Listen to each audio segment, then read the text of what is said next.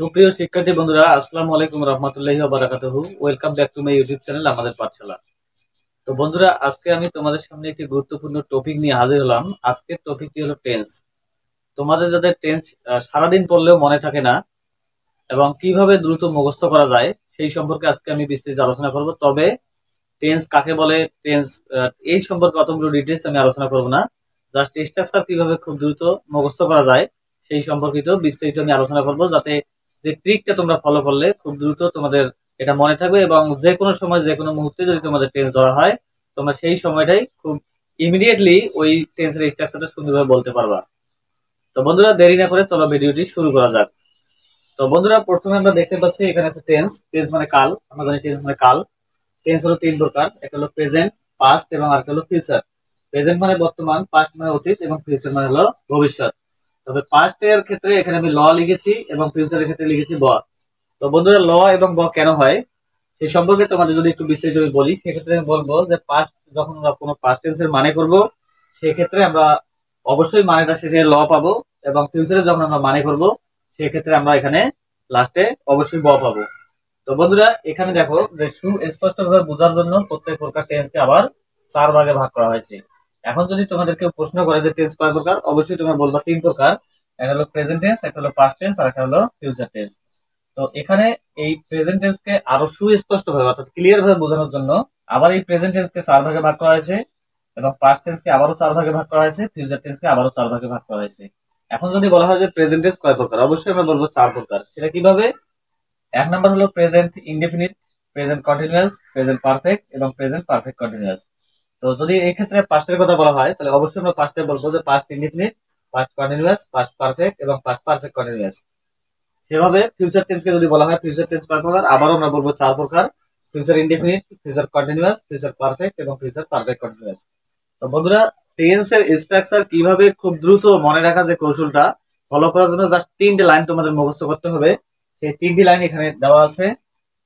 এক নাম্বার, সকল প্রকার কন্টিনিউয়াসে ভার্ব প্লাস আইএনজি হয়, এটা মনে রাখতে হবে। দুই নাম্বার, শুধু পারফেক্টে মূল ভার্বের পাস্ট পার্টিসিপল হয়। তবে একটা কথা বলে রাখি যে এখানেও আছে পারফেক্ট, এখানেও কিন্তু পারফেক্ট আছে, দুই জায়গায় পারফেক্ট আছে। তো এখানে বোঝানো হয়েছে যে শুধু পারফেক্ট, শুধু পারফেক্টে মূল ভার্বের পাস্ট পার্টিসিপল হয়। তো শুধু পারফেক্ট বলতে আমরা কিন্তু তিন নাম্বারটাই বুঝবো। আর চার নাম্বার যেটা দেওয়া আছে, প্রতিটি ভার্বের তিনটি ফর্ম থাকে। এক নাম্বার হলো প্রেজেন্ট ফর্ম, দুই নাম্বার হবে পাস্ট ফর্ম এবং তিন নাম্বার হবে পাস্ট পার্টিসিপল ফর্ম। তো বন্ধুরা, আমরা এই তিনটে লাইন যখন আমরা মুখস্থ করব তখন আমাদের প্রথমত আমরা যদি এখন প্রেজেন্ট টেন্সের স্ট্রাকচার কিভাবে মনে রাখা যায় আমরা যদি সেই কৌশল ফলো করি, সেক্ষেত্রে আমাদের এই তিনটে লাইনই শুধু লাগবে, আর অন্য কোনো কিছু আমার দরকার নাই। তো এখানে যেহেতু প্রেজেন্ট টেন্স দেওয়া আছে, এই টেন্সকে যখন আমরা গঠন প্রণালীতে নিয়ে আসবো, প্রথমত আমাদের একটা জিনিস আমরা এটা খুব ভালোভাবেই জানি, প্রথমত আমাদের নিয়ে আসতে হয় সাবজেক্ট। তো বন্ধুরা, এখানে যদি আমি সাবজেক্ট আনি, আমাদের কন্টিনিউয়াস সাবজেক্ট আসবে, আবার পারফেক্ট সাবজেক্ট আসবে, পারফেক্ট কন্টিনিউয়াস সাবজেক্ট আসবে, প্রত্যেকটাতেই সাবজেক্ট থাকবে। আমি এখানে প্লাস দিলাম যেহেতু প্রত্যেকটাতে আমি সাবজেক্ট নিয়ে নিছি, এবং লাস্ট একদম লাস্ট যেটা থাকবে সেটা হলো অবজেক্ট থাকবে। তো এটা আসলে মুখস্থ করার দরকার আছে কিনা এখন তোমরাই ভালো জানো। কারণটা হলো যে আমরা জানি যে যদি তোমাকে কোনো টিচার তোমাকে যদি বলে যে তুমি একটা টেন্সের স্ট্রাকচার বলো, অবশ্যই তুমি সাবজেক্ট বলবা এবং শেষে যেটা থাকবে সেটা অবশ্যই অবজেক্ট থাকবে। তো প্রথমত আমাদের যে জিনিসটা জানতে হবে যে প্রথমে সাবজেক্ট থাকবে, শেষে অবজেক্ট থাকবে। এখন তোমরাই এখানে কমেন্ট করে জানাও যে আসলে এটা কি মুখস্থ করার দরকার আছে সাবজেক্ট এবং অবজেক্ট। আচ্ছা, যেহেতু এখানে কোনো মুখস্থ করার বিষয় নাই, প্রথমে সাবজেক্ট বসাইলাম, শেষে বসাইলাম হলো অবজেক্ট। তো বন্ধুরা, আমরা সাবজেক্ট এবং অবজেক্ট এখানে পেয়ে গেছি। এখন আমাদের মূলত আমাদের এই তিনটে লাইনের কাজ, এই তিনটে লাইন দিয়ে আমরা পুরোপুরি 12টা স্ট্রাকচারে মুখস্থ করব। তো প্রথমত বলা আছে যে এক নম্বরে যেটা আছে, সকল প্রকার কন্টিনিউয়াসে ভার্ব প্লাস আইএনজি হয়। তো বন্ধুরা, তোমরা দেখতে পাচ্ছ যে এখানেও কন্টিনিউয়াস, এখানে হচ্ছে পারফেক্ট কন্টিনিউয়াস, কিন্তু এখানেও কন্টিনিউয়াস, এখানেও কন্টিনিউয়াস। তো বলা হয়েছে যে সকল প্রকার কন্টিনিউয়াস, তার মানে দুই কন্টিনিউয়াসে ধরতে হবে। এখানে হচ্ছে ভার্ব প্লাস আইএনজি। তো এখানে যদি আমরা দেই যে ভার্ব প্লাস আইএনজি, অবশ্যই আমাদের এখানেও নিয়ে আসতে হবে ভার্ব প্লাস আইএনজি। যেহেতু এখানেও কন্টিনিউয়াস আছে, এখানেও কন্টিনিউয়াস, তাহলে দুই জায়গায় যেহেতু কন্টিনিউয়াস, তাহলে কন্টিনিউয়াসে ভার্ব প্লাস আইএনজি হয়, আবার কন্টিনিউয়াসে ভার্ব প্লাস আইএনজি হয়। তো প্রথমত প্রথমে লাইনের কাজ শেষ, এবার আমরা দ্বিতীয় লাইনে আসবো। দ্বিতীয় লাইনে আছে শুধু পারফেক্টে মূল ভার্বের পাস্ট পার্টিসিপল হয়। তো বন্ধুরা, এখানেও পারফেক্ট, এখানেও পারফেক্ট, এটা হলো শুধু পারফেক্ট, এটা হলো পারফেক্ট কন্টিনিউয়াস। তো এখানে বলা আছে শুধু পারফেক্ট, তার মানে আমাদের তিন নম্বরে আসতে হবে।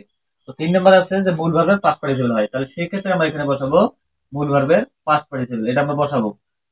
তো বসানোর পরে এখন আমাদের প্রথমত 1 নাম্বার সকল প্রকার কন্টিনিউয়াসে ভার্ব প্লাস আইএনজি হয়, যেখানে কন্টিনিউয়াস ছিল সেখানে আমি ভার্ব প্লাস আইএনজি দিয়ে দিছি।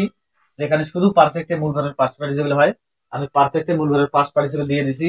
এখন শুধু আমাদের 3 নাম্বার লাইনের কাজ বাকি আছে। তো বন্ধুরা এখন আমরা 3 নাম্বার লাইনের কাজ করব। আমাদের প্রথমত জানতে হবে এটা কোন টেন্স, অবশ্যই প্রেজেন্ট। তাহলে সেই ক্ষেত্রে আমরা এখানে বসাবো মূল ভার্বের প্রেজেন্ট ফর্ম, যেহেতু এটা প্রেজেন্ট টেন্স আমি শর্টকাটে দিলাম প্রেজেন্ট ফর্ম, এখানে আমাদের লিখতে হবে মূল ভার্বের প্রেজেন্ট ফর্ম, এটা আমরা লিখলাম। যেহেতু প্রেজেন্ট সেহেতু এটা প্রেজেন্ট ফর্ম। এখন এই যে মিডিলে যে গ্যাপটা থাকলো সেই গ্যাপটা তোমাদের একটু কষ্ট করে মুখস্থ করতে হবে। আসলে কোন টেন্সের অক্সিলারি ভার্ব কোনগুলো সেগুলো আমাদের মুখস্থ করতে হবে। তো এখানে 2 নাম্বার যেহেতু এটা প্রেজেন্ট, তাহলে এখানে আমরা অবশ্যই বসাবো এম, ইজ এবং আর, এটা আমাদের বসাতে হবে।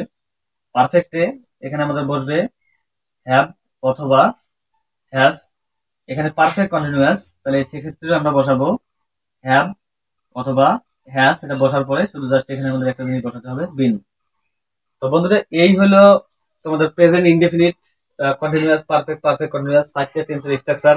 তো প্রত্যেক ক্ষেত্রে সবকিছুই একই থাকবে, প্রথমে থাকবে সাবজেক্ট, শেষে থাকবে অবজেক্ট, শুধু কন্টিনিউয়াস যেখানে থাকবে সেখানে ভার্ব প্লাস আইএনজি, আর যেখানে শুধু পারফেক্ট আছে সেখানে হবে মূল ভার্বের পাস্ট পার্টিসিপল। তো বন্ধুরা আরেকটা কথা তোমাদের বলতে হবে, সেটা হলো যে পারফেক্ট কন্টিনিউয়াস যেখানে আছে আমরা এই জায়গাটা শুধু এখানে আমরা একটা সময় বসাবো। এই সময় বসাবো, সময়টা অবশ্যই সিন্স অথবা ফর দিয়ে হবে। এখানে দুইটা ব্যাপার আছে, একটা নির্দিষ্ট সময়, একটা হলো ব্যাপক সময়।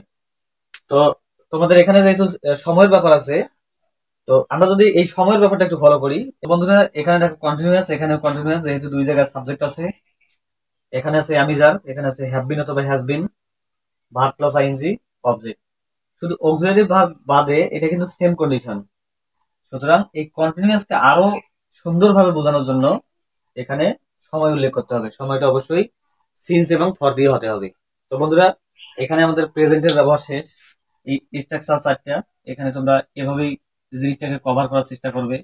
এখন যদি আমি এখানে প্রেজেন্ট টেন্সের কাজ শেষ, এখন যদি আমি পাস্ট টেন্সে আসি, তাহলে সেক্ষেত্রে আমাদের এখানে পাস্টের স্ট্রাকচার গুলো এখন দেখো। এখানে যেমন পাস্ট টেন্স আছে, মূল ভার্বের প্রেজেন্ট ফর্ম ছিল প্রেজেন্টের ক্ষেত্রে, তো এই জায়গায় জাস্ট আমরা শুধু একটু পাস্ট বসাবো। যে এই যে আমি এখানে 3 নাম্বার যে স্টারে যেটা লিখছি সেটা হলো প্রতিটি ভার্বের 3টি ফর্ম থাকে, একটা হলো প্রেজেন্ট ফর্ম, একটা হলো পাস্ট ফর্ম, আর একটা পাস্ট পার্টিসিপল ফর্ম। তো প্রেজেন্ট টেন্স যখন আমরা আলোচনা করলাম, তো আমি প্রেজেন্ট টেন্সের ক্ষেত্রে মূল ভার্বের প্রেজেন্ট ফর্ম বসাইছিলাম। এখন যেহেতু পাস্ট টেন্স আছে তাহলে আমরা বসাবো মূল ভার্বের পাস্ট ফর্ম। তাহলে দুইটা যেহেতু ব্যবহার শেষ, আমরা তৃতীয় ব্যবহারে আসবো। তো এখানে আর এই অক্সিলারি ভার্বগুলো থাকবে না। এই অক্সিলারি ভার্ব বাদে তোমরা দেখো যে আগের স্ট্রাকচারে আমি কোনো কিছু এখনো মিশাই নেই, যা আছে তাই আছে। এখানে শুধু আমাদের বসাতে হবে ওয়াজ অথবা ওয়ার, এটা আমাদের বসাতে হবে। এখানে আমরা বসাবো হ্যাড এবং তারপরে বসাবো হ্যাড বিন, এটা আমাদের বসাতে হবে। তো দেখো সবকিছুই একে, জাস্ট অক্সিলারি ভার্বগুলো তোমাদের একটু কষ্ট করে মুখস্থ করতে হবে। এই হলো পাস্ট টেন্সের স্ট্রাকচার, এখানে 4টা দেওয়া আছে। এরপরে আমরা যাবো ফিউচার টেন্সে। তো বন্ধুরা ফিউচার টেন্সে যদি যাই, তাহলে সেক্ষেত্রে আমরা আমাদের যে কাজটা করতে হবে, এখানে জাস্ট আমাদের কিছু কিছু জিনিস আমাদের একটু চেঞ্জ করতে হবে। তো এই জিনিসটা আমি একটু বাদ দেবো। তো এখানে এই অক্সিলারি ভার্বগুলো থাকবে না, দেখো তোমরা আগে যা ছিল তাই আছে, এখন শুধু বাদ দিয়ে একটা কাজ করতে হবে। তো আমরা যদি ফিউচার টেন্সের ক্ষেত্রে যাই, সেহেতু বলা আছে যে প্রতিটি ভার্বের 3টি ফর্ম থাকে, একটা হলো প্রেজেন্ট ফর্ম, পাস্ট ফর্ম এবং আরেকটা হলো পাস্ট পার্টিসিপল ফর্ম। তাহলে অবশ্যই তোমরা এখন বলতে পারবা যে প্রেজেন্ট টেন্সে আমরা মূল ভার্বের প্রেজেন্ট ফর্ম দিয়েছিলাম, পাস্ট টেন্সে আমরা মূল ভার্বের পাস্ট ফর্ম দিয়েছিলাম, কিন্তু ফিউচার টেন্সে মূল ভার্বের ফিউচার ফর্ম। আসলে বন্ধুরা ফিউচার ফর্ম বলতে কোনো ফর্ম নাই, সেহেতু আমরা এখানে বসাবো যে মূল ভার্ব এর আমাদের এখানে আবার বসাতে হবে প্রেজেন্ট ফর্ম। এটা শুধু তোমাদের প্রেজেন্ট টেন্সে এবং ফিউচার টেন্সে প্রেজেন্ট ফর্মেই থাকবে। তো এখানে বাড়তি ভাবে যেটা যোগ করতে হবে, এখানে হবে শ্যাল অথবা উইল, এটা আমাদের বসাতে হবে। এখানে আমরা বসাবো শ্যাল অথবা উইল, এটা আমাদের বসানোর পরে এখানে জাস্ট এখানে শুধু বি যোগ করে দিব। তারপরে আবার এখানে হবে শ্যাল অথবা উইল, এখানে হ্যাভ হবে, এবং তারপরে আমরা বসাবো শ্যাল অথবা উইল, এখানে বসাবো হ্যাভ বিন। জাস্ট এই কয়েকটি লাইন শুধু একটু চেঞ্জ করলে একটু মনে রাখতে হবে অক্সিলারি ভার্বগুলো। তো এই অক্সিলারি ভার্বগুলো যদি সুন্দরভাবে মনে রাখা যায় এবং তোমাদের এই স্টার চিহ্নের এই যে তিনটা জিনিস খুব একটু ভালোভাবে আয়ত্তে নেওয়া যায়, সেক্ষেত্রে টেন্সের স্ট্রাকচার আসলে ইজি। প্রথমে সাবজেক্ট থাকে, শেষে থাকে অবজেক্ট, তাছাড়া বাদ বাকি কন্টিনিউয়াসে ভার্ব প্লাস আইএনজি, শুধু পারফেক্টে মূল ভার্বের পাস্ট পার্টিসিপেল। তো বন্ধুরা আজকের ভিডিও এই পর্যন্তই। যদি ভিডিওটি ভালো লেগে থাকে অবশ্যই লাইক, কমেন্ট, শেয়ার এবং সাবস্ক্রাইব করতে ভুলবে না। ধন্যবাদ।